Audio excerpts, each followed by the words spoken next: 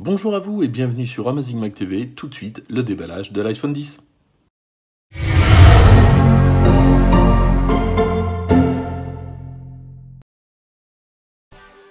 Comme je vous le disais, bienvenue à vous sur Amazing Mac TV, on va déballer ensemble l'iPhone X sorti le 3 novembre en version 64 Go et dans sa couleur gris sidéral. Voici à quoi ressemble la boîte, on va plutôt voir ce qu'il y a à l'intérieur et on va commencer par toutes les notices d'utilisation. On va y retrouver donc les notices, les autocollants et également la petite épingle qui va permettre d'ouvrir la trappe à la carte nano SIM. Alors on va mettre l'iPhone de côté et on va tout de suite regarder ce qu'on a comme connectique. Alors comme l'année dernière, on va se retrouver avec le casque en Lightning, mais également l'adaptateur Lightning vers Jack. On aura également le câble USB vers Lightning et enfin le chargeur, l'adaptateur pour le courant électrique. Voilà, ça c'est fait, on va maintenant s'attaquer au principal, c'est-à-dire à l'iPhone X. Alors cette année on a vraiment une grande évolution côté design, non seulement on n'a plus de bouton Home, mais en plus on a quasiment plus de bords, ce qui a pour conséquence d'avoir un écran plus grand, 5,8 pouces, par contre un téléphone plus petit que le 7 Plus. Donc ici sur le côté gauche on va retrouver le bouton volume plus, volume moins, le mode silence, et sur le côté droit on va retrouver le bouton latéral. Alors sur la partie haute, rien de spécial, par contre en bas on va retrouver le port Lightning ainsi qu'un haut-parleur, c'est celui qui est à droite sous la grille. Pour ouvrir la trappe à nano SIM, rien de spécial, on prend la petite épingle qui est fournie et comme tous les autres iPhones, on pousse, la trappe s'ouvre. Alors maintenant, Apple propose plusieurs types de coques. On a pour la première fois une coque folio, donc qui va recouvrir complètement l'iPhone. Peut-être pas forcément pratique si on a besoin de prendre des photos. On aura une coque silicone et ici une coque en cuir en couleur aubergine. Alors avec l'intérieur en microfibre. Alors côté tarif, 45 € pour la coque en silicone, 59 € pour celle-ci qui est en cuir et jusqu'à plus de 100 € pour l'étui folio. On va maintenant allumer le téléphone, alors tout simplement en appuyant sur le bouton latéral, et l'installation se fait exactement comme les iPhones précédents, donc on va choisir la langue, le pays. Si vous avez un iPhone d'une précédente génération, vous allez pouvoir récupérer ces réglages, et en approchant l'iPhone de votre nouvel iPhone, vous allez avoir ça sur l'ancien iPhone, vous continuez, la synchronisation va se faire. On commence les nouveautés par la recharge sans fil. Alors Apple ne fait actuellement pas de chargeur sans fil, ça va arriver dans quelques mois, mais on propose deux, dont un Belkin à 64 €. Celui-ci coûte une quinzaine d'euros et il est compatible notamment avec la coque fournie par Apple. On continue avec Face ID, la caméra TrueDepth de l'iPhone X va permettre avec la reconnaissance faciale de payer, de déverrouiller, et tout ça à la place de Touch ID. Alors avant de voir comment on configure Face ID, ici dans les réglages Face ID de l'iPhone, on a la possibilité de baisser le niveau de sécurité de reconnaissance, c'est plutôt pratique si le visage n'est pas reconnu à chaque fois. Alors lors de la première installation de l'iPhone, vous avez forcément eu ce menu qui vous demande de scanner votre visage pour utiliser Face ID. Alors de préférence, allez-y doucement, retirez peut-être même vos lunettes, ça ne gêne pas après si vous en avez, idem avec des lunettes de soleil. La caméra est parfois un petit peu capricieuse, par contre elle fonctionne très bien dans le noir. Alors Apple indique que Face ID est nettement plus sécurisé que Touch ID, mais c'est franchement moins pratique à l'utilisation.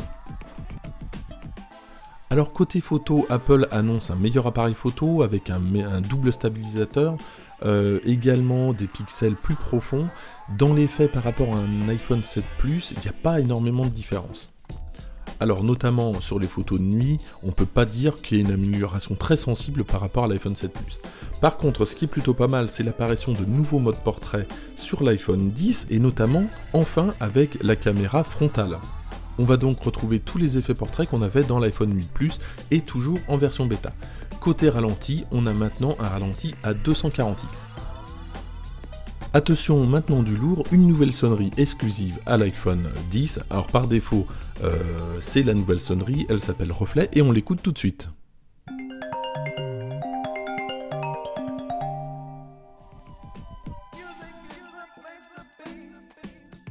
Alors toujours dans les nouveautés indispensables pour l'achat de cet iPhone, deux nouveaux écrans dynamiques font leur apparition. Les voici ici, notamment des petites boules multicolores et ça c'est plutôt sympa. On continue cette fois-ci avec les animojis et grâce à la caméra TrueDepth, on va pouvoir donner vie à des petits personnages et tout ça dans l'application message. Donc on lance l'application message et on va trouver les animojis qui se trouvent en bas. On va sélectionner le personnage dont on a besoin, on enregistre et on va capter donc la voix ainsi que la position de la tête. Donc si on tourne à gauche, le petit personnage va tourner à gauche. Si on ouvre la bouche, il va ouvrir la bouche et on va pouvoir l'envoyer directement par message.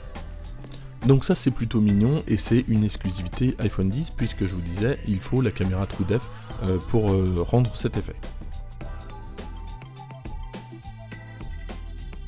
Alors concernant le son, on a encore une amélioration des haut-parleurs, on a toujours donc 2 haut-parleurs, on ne fait pas de test ici parce que c'est un petit peu compliqué pour capter le son et pour rendre compte, plus de basse et notamment plus de puissance et ça c'est plutôt pas mal. Alors côté écran, Apple fournit un écran OLED et ça c'est la première fois, c'est un écran de 5,8 pouces et d'après les tests serait sans doute le meilleur écran à l'heure actuelle. Alors associé à l'écran, vous avez une technologie True Tone qui permet en fait, suivant l'ambiance dans laquelle vous êtes, de modifier la luminosité de l'écran et surtout les couleurs de l'écran. Si vous ne voulez pas de cette technologie, vous allez dans les réglages, luminosité, et là vous pouvez décocher le True Tone. 9e bonne raison d'acheter un iPhone X, même si on retrouve le processeur Bionic A11 sur l'iPhone 8 et 8 Plus, Apple indique qu'il est 70% plus rapide. Dernière bonne raison d'acheter un iPhone X, c'est évidemment le design, même si c'est subjectif. On n'avait pas eu de rupture depuis 2014 avec l'iPhone 6, cette fois-ci c'est chose faite, on a un dos en verre, on a un écran sans bord, on a vraiment une rupture. Alors avec la disparition du Touch ID, on va avoir l'apparition de nouveaux gestes, puisque comme il n'y a plus de boutons, tous les gestes qui nécessitaient un bouton ont disparu. Donc on va commencer, alors tout d'abord, comment allumer l'écran. Tout simplement, alors 3 possibilités. La première, c'est d'appuyer sur le bouton latéral qui se trouve à droite. On va également avoir le lever d'écran si celui-ci est activé. Et un 3e geste qui est le double tap, un geste qui n'existait pas avant. On va déverrouiller l'iPhone avec Face ID et on va continuer la présentation des nouveaux gestes. Alors voilà, on va commencer par le centre de contrôle. Pour activer le centre de contrôle, avant on glissait le doigt de bas en haut, maintenant il faut le glisser de haut en bas et ce à partir de coin en haut à droite. La même chose mais du côté gauche pour avoir les notifications. Un nouveau geste également, c'est celui de pouvoir passer d'application en application, ça c'est très pratique et c'est en slidant de gauche à droite ou de droite à gauche en appuyant vers le bas. Et on vient de le voir, en slidant de bas en haut, on peut revenir à l'écran d'accueil. Alors là, c'est sans doute le geste le plus pratique. Pour avoir le multitâche, maintenant, on va slider de bas en haut tout en exerçant une pression. Et pour supprimer une application, on va sélectionner l'application et on appuie dessus. On va voir un petit moins en haut à gauche de l'application qui s'affiche. On a juste à cliquer.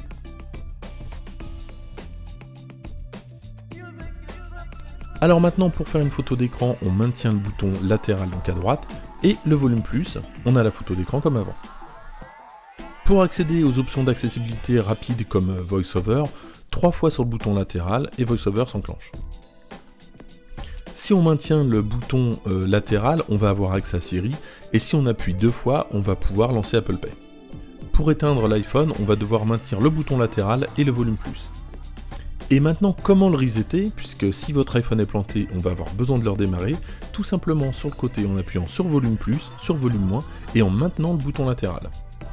Pour abaisser l'écran, à condition que l'option soit bien activée dans l'accessibilité, il suffit juste de glisser le doigt de haut vers le bas en partant du bas. De la même manière, si vous avez besoin de rechercher quelque chose, on baissera le doigt de haut vers le bas, mais en plein milieu de l'écran. Et pour terminer, un dernier geste, celui qui permet de revenir à l'accueil, lorsque vous êtes sur une page quelconque, pour revenir à l'accueil, tout simplement, vous jetez le doigt de bas vers le haut. Voilà pour cette vidéo, merci de l'avoir suivi. Espérons que Face ID ne nous fasse pas regretter Touch ID, car après quelques essais, il faut reconnaître quand même que Face ID est bien moins pratique à l'utilisation que Touch ID. Voilà, n'hésitez pas à vous abonner et à liker si vous avez aimé. À bientôt.